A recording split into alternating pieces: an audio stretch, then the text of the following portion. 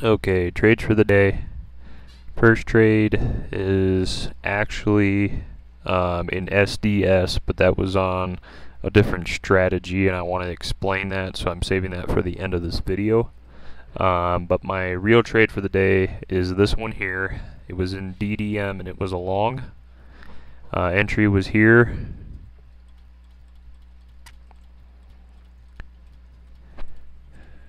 Exit was there.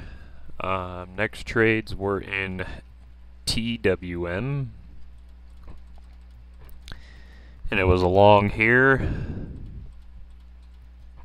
and sell there. And then my final trade was in the same symbol, TWM, and it was a long here and a stop out there. Okay, now to go into my trade in SDS. Alright, well, I was tinkering around over this weekend, and this is kind of an old layout I used to have in my other software.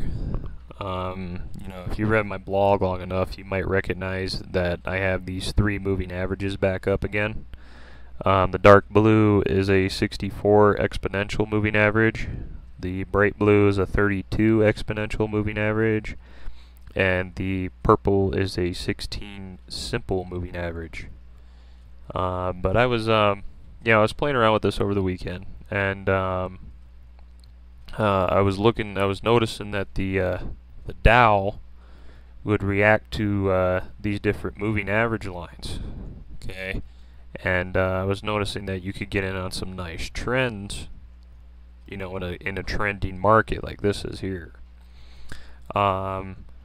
So what I would do is I was just kind of checking things out, and seeing maybe if I had shorted at these different positions here, you know, what would I ended up, and I would have done fairly well. Okay, so that's why I decided to start paper trading it today. How this would work is I would enter for today's trade.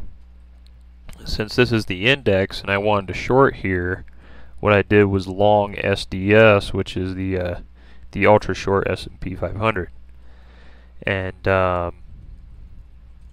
so what I would do is I would enter that short on a long, that short ETF on a long. Okay, and typically what I would like to do is I would like to run my trailing stops below these moving average lines. But what happened in this case was we never really broke out to the upside, so I can't really give you a good example on how I would run a trailing stop, you know, in this trade. In this case, because it didn't break out, I just tightened my stop up to the next support level at around 82, you know, and I gave it a little extra room.